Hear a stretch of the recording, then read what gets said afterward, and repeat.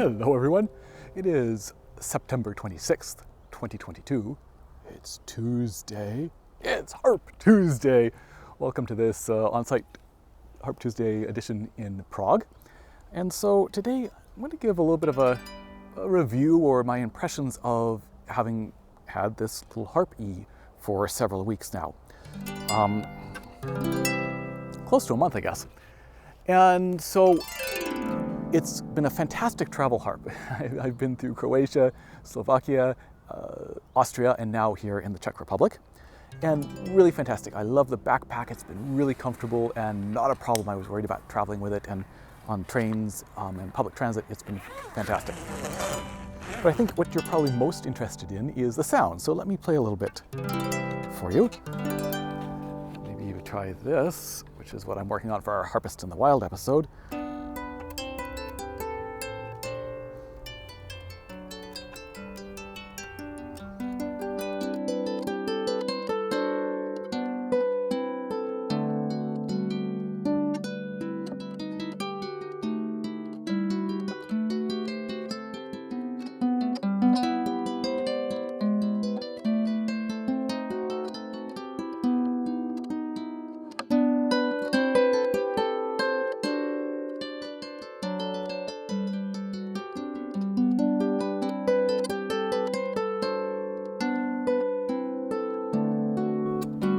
And it goes on, of course. Let's play some chords.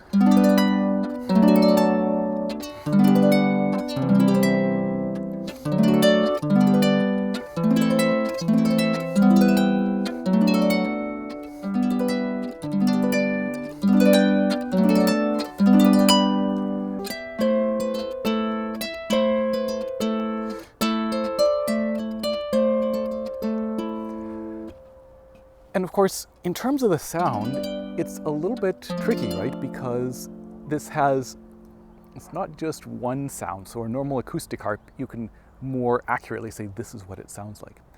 But here we have all these different options. So there's the acoustic sound, which is not so loud. So to give you a little bit better idea of the acoustic sound, right now I'm recording with a lav mic to give you the best sort of voice quality.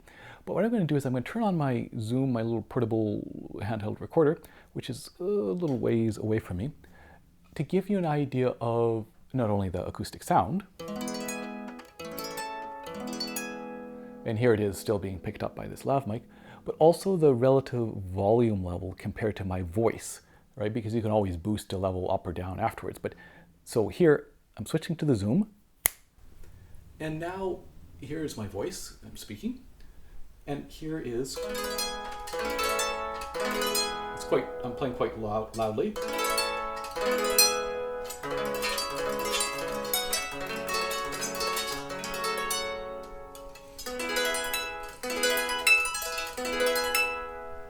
That's maybe close to max volume.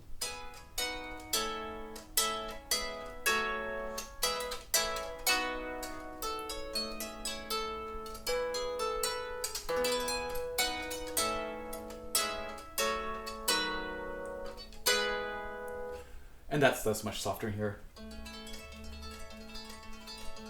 I'm not exerting that much pressure, so that gives you an idea. And I'm speaking, I would say, on trying to project a little bit, but not super loud.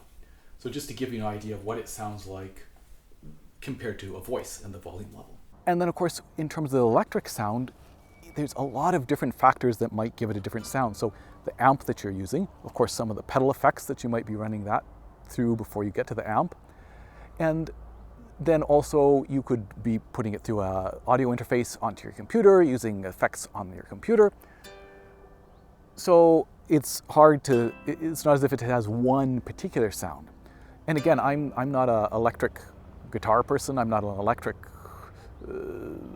expert, but my sense was, and I have a very similar kind of small electric harp like this, the Firefly, which is great as well, that as well as being able to do lots of things to the sound, there's also sort of a basic sound that,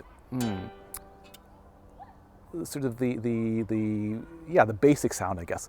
And in many ways, when I plug this then into my Zoom, which is recording me right now.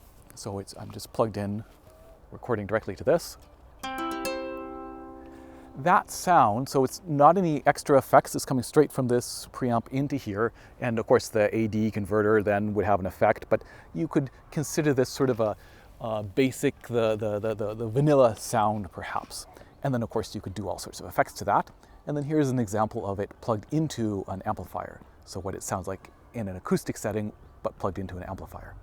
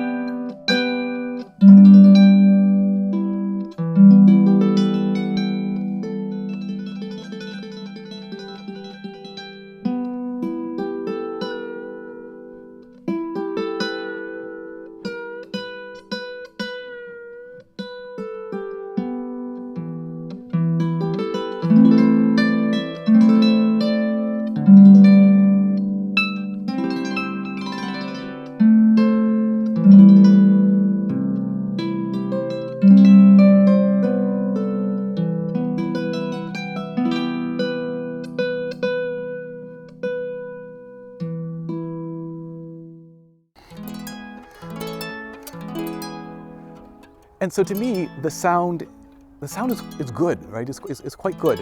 The acoustic sound is not necessarily a sound to fall in love with, but it's nice. I like the upper register, and then once you amplify it, the lower register also has a nice depth to that, and it's a beautiful sound. So again, compared to my Firefly, I like the sound on this better. I think the strings, that higher tension string, is producing a sound that I like a little bit better. And it's all sorts of, it's not one sound, it's all these different sounds. And so if you're getting it, for example, just as an acoustic instrument, it's not going to have maybe the sound of an acoustic instrument, right? But for my purposes, the acoustic sound is actually perfect because it's not so loud. And then for filming like this, I'm not disturbing people too much. For practicing in a hotel room, it's perfect. I'm not worried about disturbing anyone. So in that sense, the acoustic sound is a real bonus. I can also see in, say, a classroom setting, to have, say, 20 or 30 of these harps going, it's kind of nice to have them not be too loud. So it can be both a disadvantage and an advantage, the sort of the soft acoustic sound. And then again, lots of possibilities with the electric sound.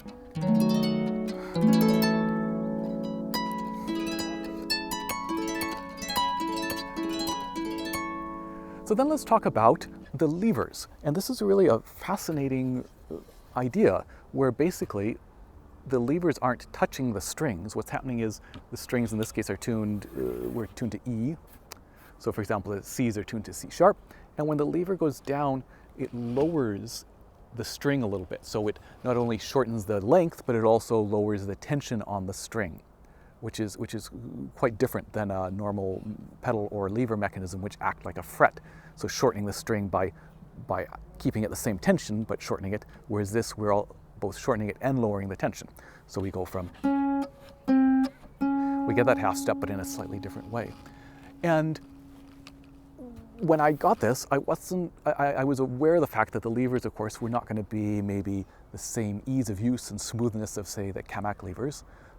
But I've been impressed, I've been surprised, I guess, that they are, so I like them. The tactile feel of these are kind of neat, just using them. And I've been able to do some fast lever changes. Now,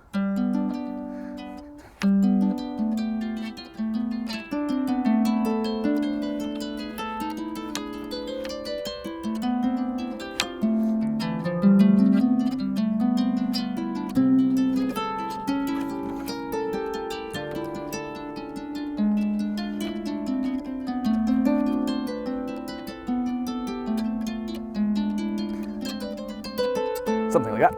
I've been able to do some fast lever changes. They're definitely not as easy to use, again, as, say, Kamak levers, but not bad. Now, what I've found is a couple of things. One is that on the lower, maybe lower octave or so, when you move it down, if you're not holding it, you will get quite a sound. And at some point,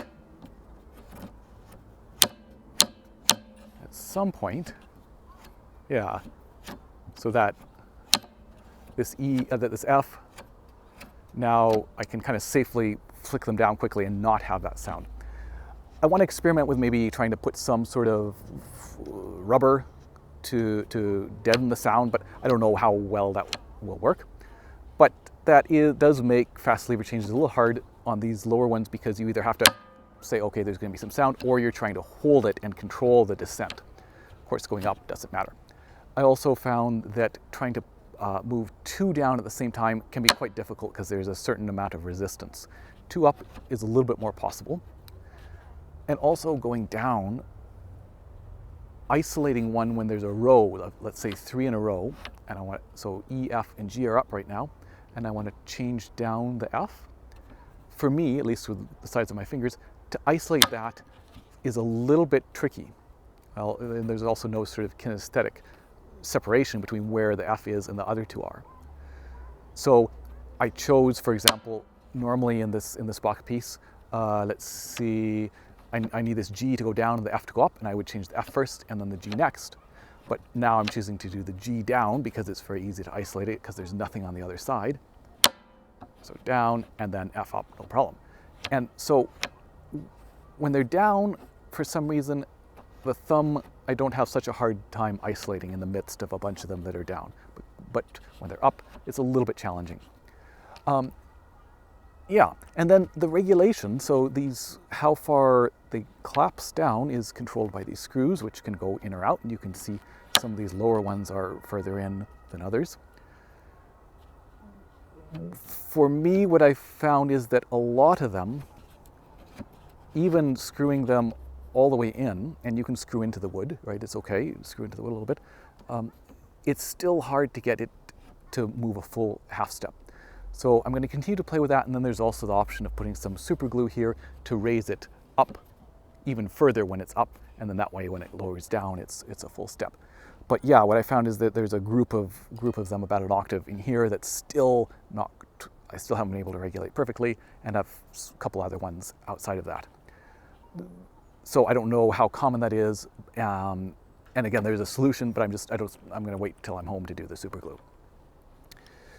And then I guess the other thing about the levers is both a very cool and something I'm really excited about, but also a potential disadvantage, and that is the ability to bend the pitch. Let's see. Or have microtones, so like a quarter tone. And as a composer, I find that quite exciting. Now, for the microtones, you'd maybe have to mark on the adjacent lever exactly where that, like if you wanted to say have quarter tones, so exactly between a normal half step, so exactly between B natural and B flat, if you wanted right in between that, you might have to mark that maybe on an adjacent lever to consistently get that, or set it ahead of time and then not change it. But it does open up some interesting compositional possibilities in an easier way than always retuning the harp. So that's kind of cool. The downside of that is then that in theory, if you don't move the lever all the way down when you change it, or move it all the way up when you change it, it can then be out of tune, right? Because, oh, sorry, wrong one. Because this is kind of a graduated slope instead of either being binary, on or off, like a lot of levers. It's from not on to a little bit, until all the way on. And I know I've had the experience, say, with Loveland levers on a harp that needs to be regulated, where some of them, again, you would think you'd push them all the way up, but then if you push them up even a tiny bit more, it would affect the sound. But that is a potential sort of downside with this lever design. For me, it hasn't bothered me, and I'm really excited about the possibility of the sort of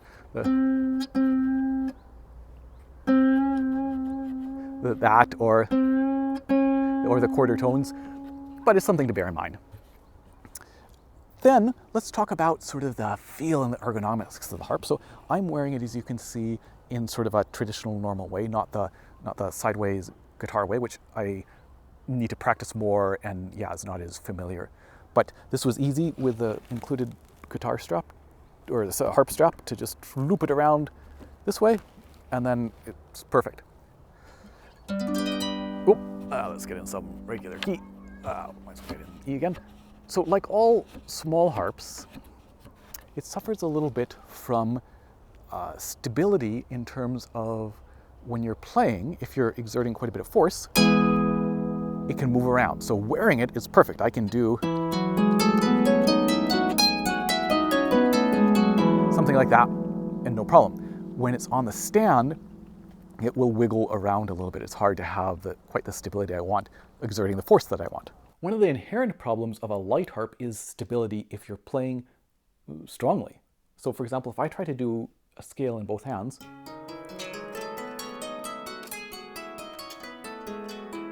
it's really quite challenging because the harp is bouncing around. Now I could stabilize the harp with one hand and play the scale with the other hand.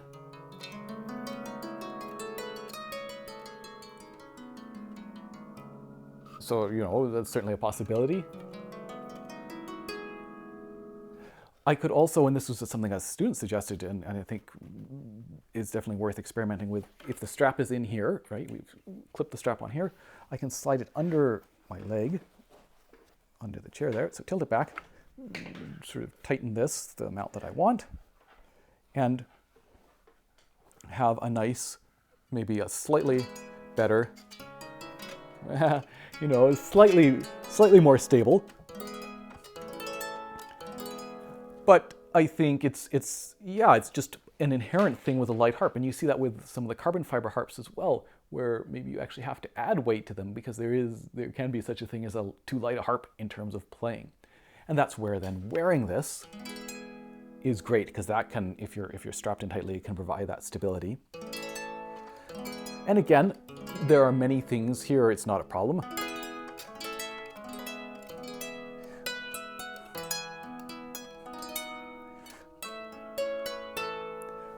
But it is, if you're doing some sort of scales or just doing strong playing, it can, of course, like any small harp, be a little bit unstable, which is again where it's maybe not always the most ideal in terms of learning sort of standard harp technique. Let's talk about the strings. So these are silk cut strings, which Salve use on a lot of their lever harps. And I haven't played on silk gut before. I really like the feel. So this is a fairly high tension. It feels a little bit like gut, I guess. So I mean, it's a synthetic, but it definitely has a really nice feel and sound. And this register, so the string spacing overall is slightly smaller for sure. It doesn't bother me in this register, and I'm used to playing on all sorts of different harps, right? But on this lower register, because the strings, of course, vibrate more then, it becomes a little bit difficult to avoid buzzing sometimes, or just to... Well, it's not so bad right now, but but I definitely notice it in the Bach I'm working on, for example. I really notice I have to be extra careful, and my fingers have to behave slightly differently than they would on a standard spacing harp. And it's always a trade-off, right? Of, well, you can have a larger spacing, but then you add width to the harp and weight to the harp. So what do you go with? So to me, I don't mind this. It does make it a little bit difficult to play some music, but again, once you get up into this register, so if you're playing a lot of fast stuff up here, it's no problem. And if you're playing just maybe some individual notes here, that's perfect. And again, this sort of spread out.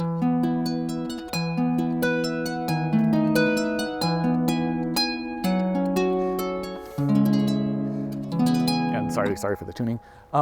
That sort of spread out accompaniment is going to be no problem.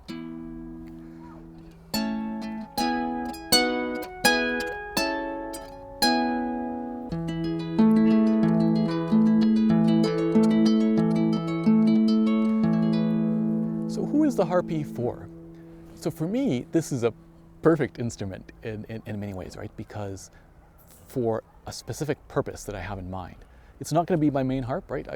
But it's super portable. It's been a great travel harp, and so fantastic to have it here because I'm still doing some online teaching, and to be able to demonstrate to students, even if I can't maybe play the full range, to be able to demonstrate something.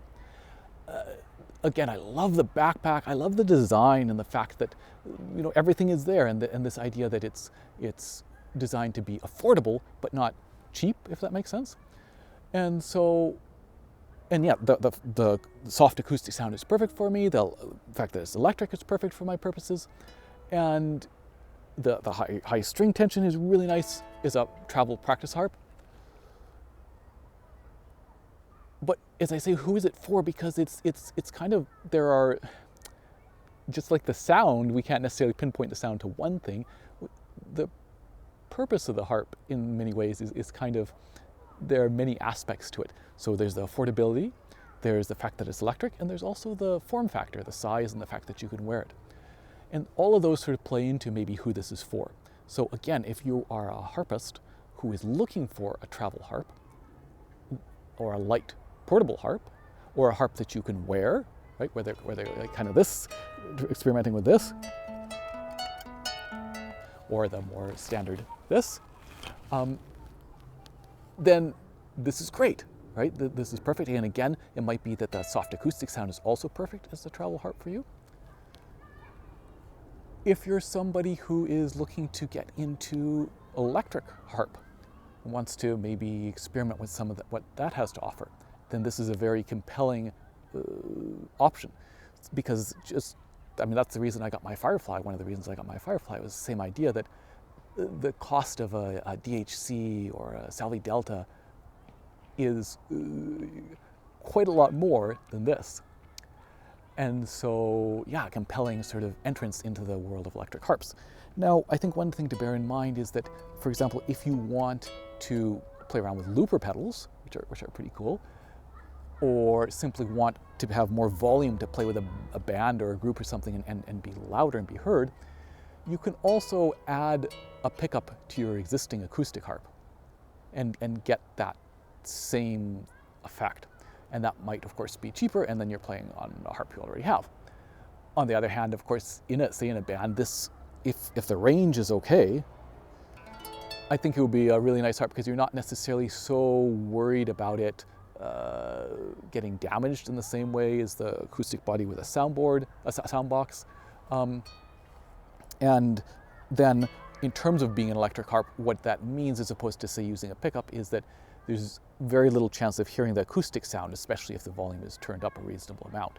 So if you're adding all sorts of different pedal effects, giving it sort of a guitar, twang or whatever you want to do, or reverb or chorus, you're not also going to be hearing the acoustic sound at all. You're just going to be hearing whatever is coming through that amp. Yeah. And then there's the affordability. And so this is attractive. The cost is kind of attractive to someone looking for this as a entrance into electric harps, or as a travel harp, or just as a cool harp to have if you already play the harp. I think as somebody looking to get their first harp, I would say for an individual looking to start learning the harp, it's always easier to play on something a little bit bigger, again, like a floor standing harp. So the Dusty Strings of Venice in North America are quite widely available. They're definitely more expensive. I mean, they're quite affordable for what they are, but they're more expensive.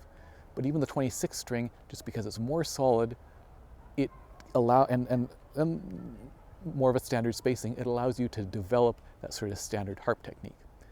Which is not to say that you couldn't learn on this and do good stuff on this, but if you have the option and can afford it, I think a larger harp would probably be a good starting spot. For me, what I think this particularly is potentially exciting and good for would be for a school system, right?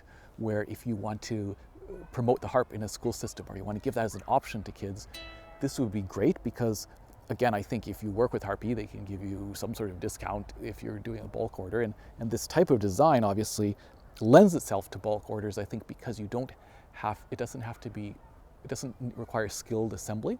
So you could order a bunch of kits, get some volunteers together, put it together. And I would imagine, again, like if you try to order 30 harpsicles or Dusty Strings harps, that's going to be a bit challenging because there's probably a waiting list already, whereas I would imagine them potentially the process of the manufacturing process of this might be able to handle high volume orders. And in a school setting, you're looking to give somebody a taste of the harp, give them an introduction. These, again, I think would be really solid and kind of indestructible. And the soft acoustic sound might be an advantage. The electric ability is kind of cool. And yeah, I think a perfect harp for that sort of setting. And of course, yeah, in terms of affordability, one thing to keep in mind is the cost if you are, of course, planning to use an amplifier or an audio interface to hook it up to your computer, that's an additional cost as well. I think in some ways this would be also a really interesting and excellent option for somebody who has that equipment. Maybe you play electric guitar or electric bass or whatever, and you have all that equipment, and you're kind of intrigued by the harp, and maybe not looking to learn all the standard repertoire and develop sort of standard technique, but more to have a harp to noodle around with and develop your own technique, right? And again, like this kind of sideways guitar-like position is kind of cool to play around with. So yeah, and finally, I guess, just to offer some of my thoughts on which version you should get, because again, like the sound and like who it's for, this has these three options. And I think if we ignore the first two options and just think about the one that's already assembled and strung, that cost, $1,200 as I'm talking right now, I believe, or 1,200 euros shipped in Europe, is quite reasonable. Right? That's quite reasonable for what you're getting. This electric harp, this form factor, fully levered, with a stand, with a backpack and everything. And so I certainly wouldn't. It's tricky pricing, right? Because we see these other ones and maybe we think, oh, but we can save some money on assembling it ourselves. But if those options weren't there, then you might be quite happy just to pay the 1,200 euros and get this fully assembled. I think the best sort of value option is definitely the string and go one, where it's fully assembled but not strung. So if you're looking to save some money, I think that would be the option to go for. It also then teaches you how to tie harp strings. It might add some, depending on how comfortable you are tying harp strings in the process, it adds some time and potentially some aggravation, but definitely sort of the value option. And then the full kit, which is what I got, and I'm really glad I did, I think you want to be really sure that you want to assemble it. That yes, you're saving some money, you're saving 100 euros over the string and go, for example, but that's not necessarily so much money for the time it might take you. And so yeah, I think you want to be sure that it's in some ways you would be willing to pay more for the kit. That sure, you're saving money, but that's a bonus. The main thing is that you want to assemble it from this kit. And it's, as far as kits go, it's not that hard, right? It's not like building an acoustic harp from a kit. And again, I have, as I say, really good memories, but it is also a longer process and can be challenging. Do check out the most recent video. I think Harp-E just posted one of how to use some extra tools, not just the Allen keys, to assemble it maybe more easily. So yeah, I hope that's given you a little bit of an idea of my experiences with this harp, which have been great so far, and also an idea of whether this might be a harp that you would be interested in getting. So hope you enjoyed that, and I will see you in a couple weeks for another episode of Harp Tuesday. Cheers. Just going to record a little Harp Tuesday episode.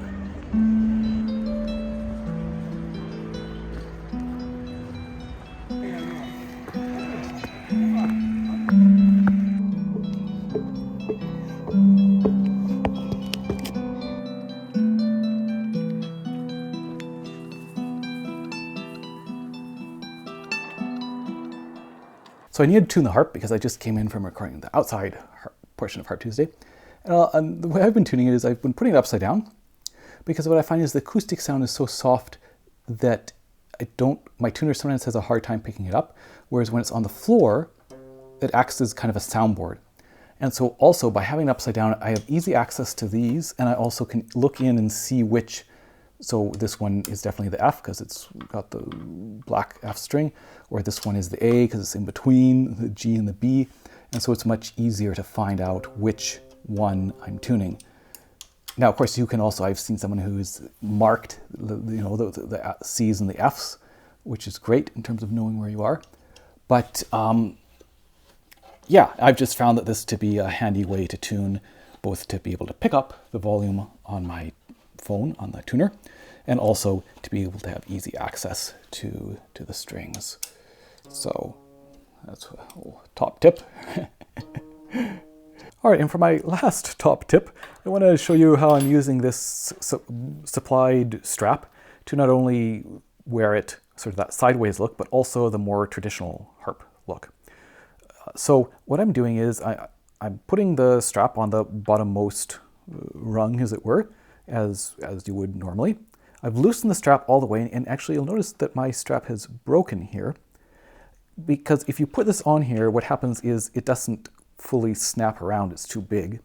And I guess eventually that pressure was too much for this little bit, which is normally here, and it broke. See if that can be in focus. But it's fine because it actually makes it easier to put it on and off now. So, and again, you could get another strap as well, but I'll just hook it on either way. It doesn't really matter. So the strap now is as long as it possibly can be. And what I'll do is I'll put it on this side and then bring it around. So sorry, again, a little bit hard to do this while also trying to film it. So I'll bring it around like that. We'll get this bit out of the way. Slide that down a little bit.